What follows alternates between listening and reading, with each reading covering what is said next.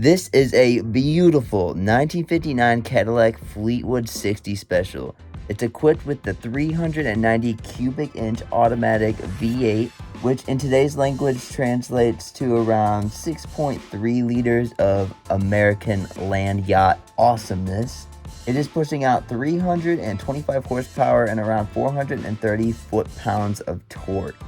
This impeccable example has 83,000 miles, and it comes with factory air conditioning, power windows, power brakes, power steering, power seats, and is finished off in and I'm probably going to say this wrong, it's dressed in a beautiful Versailles green color.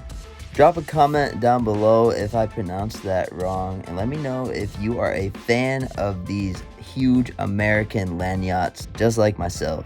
If you love this car, please give the video a thumbs up so we can share it to other land yacht enthusiasts like ourselves. Thank you so much for watching. Take care and have a great day.